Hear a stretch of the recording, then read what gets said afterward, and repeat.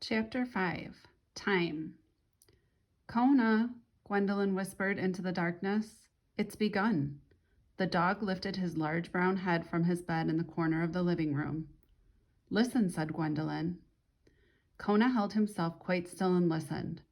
There was the ticking of the Swiss clock on the mantel, the hush of warm air from the gas fireplace, the subtle buzz of the plant light above Professor Albert's violets, and something else. Can you feel it in the air, Kona? Gwendolyn shifted her shell around to look at him directly.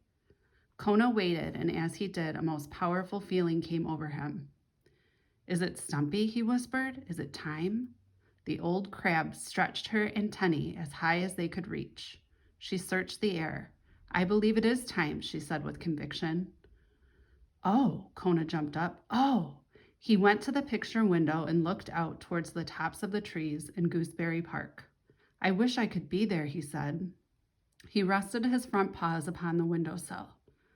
Kona, dear, said Gwendolyn, you are a most remarkable dog, but I am sorry to say not so remarkable as to climb a tree and assist a squirrel having babies.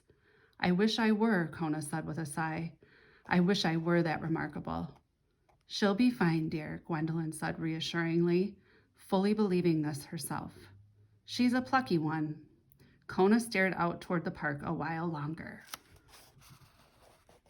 Then he began to pace. He went from the living room to the dining room, turned right at the sideboard to the study, circled the study, then paced back to the living room exactly the way he'd come. He longed for a good bone to chew, but he'd left his best one in the backyard. He plopped down on the floor and began chewing the leg of the coffee table. Kona, yelled Gwendolyn. What? The dog jumped so fast that he banged his nose on the table. Thanks, Gwendolyn. Forgot where I was. I don't think there's much damage. The old crab shook her head. Kona, my dear, there are some things in this life we must experience alone. Even having babies? Asked Kona. Even having babies, answered Gwendolyn. Why, when I had my children. Gwendolyn, you have children? Kona's eyes were wide with surprise. The crab smiled. Dear, I had quite a full life in the tropics before I was carried off to be sold in a pet shop. Not that I'm complaining, mind you. I am very devoted to our Professor Albert. Children? Asked Kona. At least 50, answered Gwendolyn, all grown now. And let me tell you, my friend, giving birth is something very private and rather sacred. It was for me as private as prayer.